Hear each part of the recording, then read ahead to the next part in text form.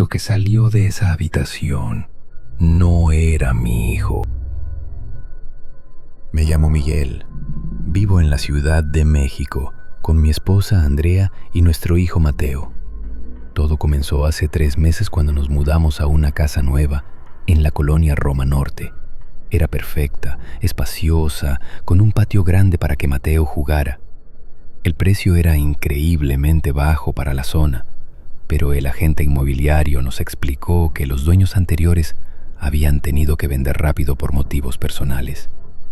La primera semana todo fue normal. Mateo se adaptó rápido, correteaba por toda la casa, exploraba cada rincón. Pero algo cambió después de esa primera semana. Comenzó a despertarse en las madrugadas, no llorando como hacen los niños cuando tienen pesadillas, sino riéndose, una risa extraña, como si alguien le estuviera contando chistes en su cuarto. Al principio pensamos que era normal, que quizás estaba soñando cosas divertidas, pero una noche cuando fui a revisar por qué se reía tanto, lo encontré sentado en su cama, mirando hacia la esquina más oscura de su habitación. Tenía esa sonrisa que ponen los niños cuando ven algo que les divierte mucho. ¿Qué es tan gracioso, campeón?, le pregunté, pero él solo me señaló la esquina vacía y siguió riéndose. Mi amigo me está contando cuentos muy chistosos, papá. Dice que tiene muchas historias de otros niños que vivieron aquí. Se me puso la piel de gallina. Nunca le habíamos dicho que otros niños hubieran vivido en esa casa. Cuando le pregunté cómo se llamaba su amigo, solo me dijo, no tiene nombre, pero dice que ya conoce el mío. Las siguientes noches fueron iguales. Mateo se levantaba a las 3 de la mañana, exactamente a las 3, y se quedaba hablando con esa esquina. Andrea y yo nos turnábamos para ir a calmarlo, pero él insistía en que no necesitaba que lo calmáramos, que estaba muy bien conversando. Una madrugada decidí quedarme despierto para observarlo desde el pasillo. Lo vi levantarse como si algo lo hubiera despertado, caminar hacia esa esquina y sentarse en el suelo. Comenzó a hablar en voz baja, como si estuviera teniendo una conversación normal. Lo más perturbador era que de vez en cuando hacía pausas, como si estuviera escuchando respuestas. ¿Por qué lloras?, le escuché preguntar.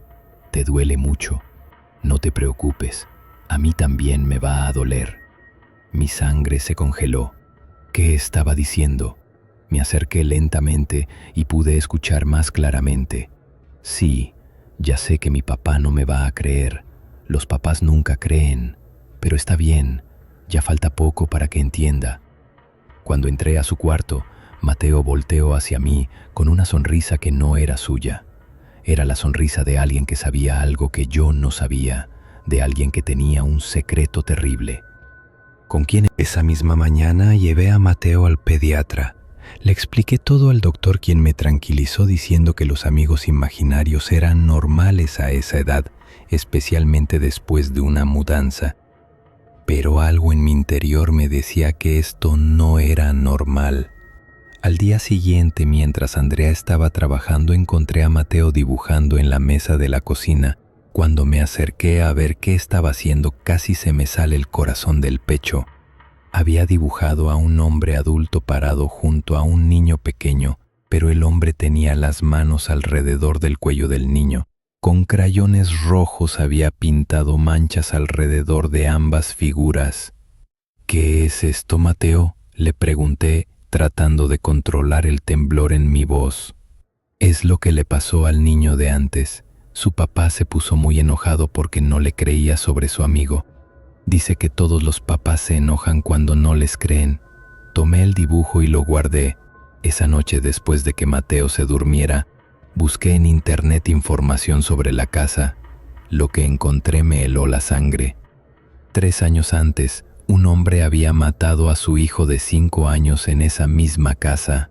La nota periodística decía que el hombre había entrado en pánico porque creía que su hijo estaba poseído, que hablaba con entidades que no existían.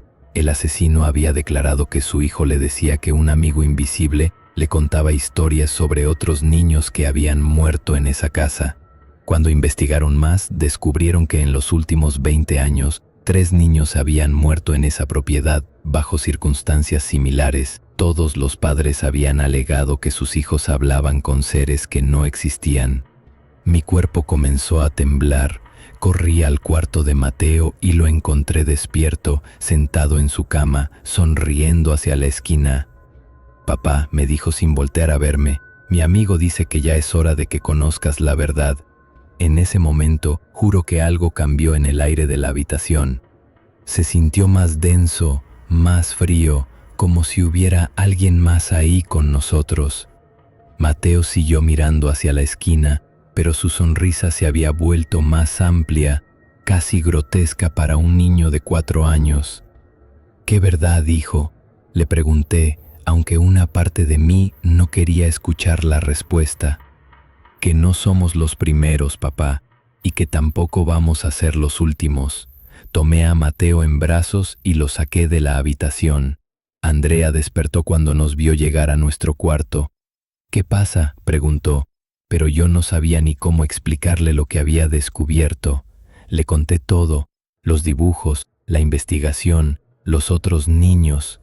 Andrea me miraba como si me hubiera vuelto loco, pero cuando le mostré el dibujo de Mateo y los artículos que había encontrado, pero algo me decía que no iba a ser tan fácil. Durante los siguientes días, Mateo comenzó a comportarse diferente. Ya no era solo en las madrugadas. Ahora hablaba con su amigo durante el día, en voz alta, sin importar si estábamos presentes. «Mi amigo dice que no podemos irnos», nos dijo una tarde mientras cenábamos. «Dice que si nos vamos, él va a estar muy solo otra vez». «Mateo, tu amigo no es real», le dije, tratando de mantener la calma. Su respuesta me dejó sin palabras. «Claro que es real, papá. Tan real como el papá del niño de antes cuando le hizo daño. Tan real como el papá del niño anterior cuando también se enojó. Tan real como tú te vas a enojar». Esa noche, mientras Andrea y yo discutíamos si deberíamos buscar ayuda psicológica o simplemente mudarnos, escuchamos a Mateo hablando en su cuarto. Pero esta vez era diferente. Su voz sonaba más grave, como si fuera otra persona hablando a través de él. «Ja, ja, ja, ja, sí, ya sé que mi papá no me va a creer. Los papás nunca creen hasta que es demasiado tarde, pero está bien, ya casi es hora».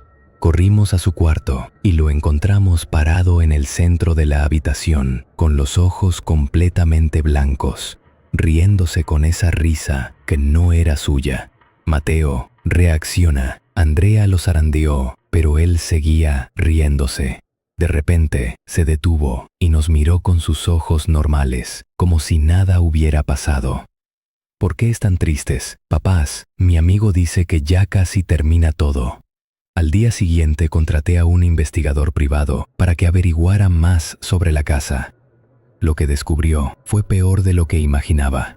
No habían sido solo 3 niños en 20 años. Había sido uno cada 5 años, exactamente cada 5 años, durante los últimos 50 años. Todos los casos eran idénticos. Niños pequeños que comenzaban a hablar con un amigo invisible. Padres que al principio lo ignoraban, luego se preocupaban y finalmente entraban en pánico. En todos los casos, los padres terminaban lastimando a sus hijos, claiming que estaban poseídos o que algo maligno había entrado en ellos. Pero lo más perturbador era que en todos los casos, los padres describían la misma sensación, que algo los estaba manipulando, que pensamientos que no eran suyos comenzaban a invadir su mente, que una voz interior les decía que la única forma de salvar a sus hijos era liberarlos de esa influencia.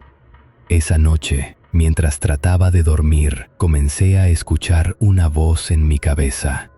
Era sutil al principio, como un pensamiento propio, pero gradualmente se hizo más clara, más insistente. «Tu hijo está en peligro», decía la voz. «Algo malvado». «Mateo no es tu hijo», susurraba la voz.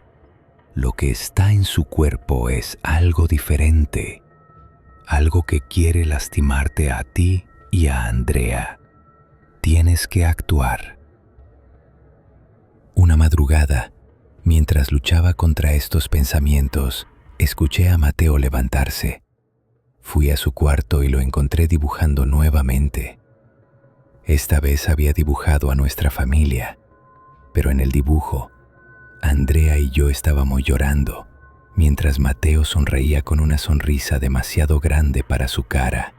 ¿Qué significa esto, hijo?, le pregunté. Mi amigo dice que ya casi es hora de que entiendas, me respondió sin levantar la vista del papel. Dice que los otros papás también lloraron cuando finalmente entendieron. En ese momento, la voz en mi cabeza se hizo más fuerte que nunca. Hazlo ahora. Sálvalo. Sálvense todos.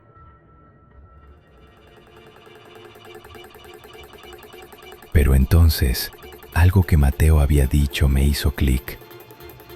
Los otros papás también lloraron cuando finalmente entendieron.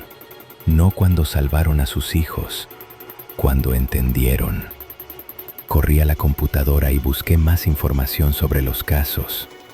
Encontré algo que el investigador había pasado por alto. En las entrevistas policiales, todos los padres habían dicho lo mismo, que al final se dieron cuenta de que la voz que los manipulaba era la misma entidad que había estado hablando con sus hijos. La entidad no quería lastimar a los niños, quería que los padres los lastimaran. Se alimentaba de esa tragedia, de esa ruptura definitiva entre padre e hijo. Cuando regresé al cuarto de Mateo, él me estaba esperando. «Ya entendiste, ¿verdad, papá?», me dijo con su voz normal, pero con una sonrisa que no era suya. «Sí», le respondí. «Ya entendí». «Ja, ja, ja, ja, ja», se rió, pero no era la risa de Mateo. «Entonces ya sabes lo que tienes que hacer». «Sí», repetí, acercándome a él. «Sé exactamente lo que tengo que hacer». Tomé a mi hijo en brazos y lo saqué de esa habitación. Andrea ya tenía las maletas listas. Nos subimos al coche y manejamos toda la noche hasta llegar a casa de mis padres en Guadalajara. Pero mientras escribo esto, 3 meses después, Mateo sigue despertándose a las 3 de la mañana, solo que ahora, en lugar de reírse, llora. Y cuando le pregunto por qué llora, me dice: «Porque mi amigo está muy enojado, papá. Dice que nos fuimos antes de tiempo y que ahora tiene que esperar otros 5 años, pero dice que no se preocupa porque sabe dónde vivimos ahora».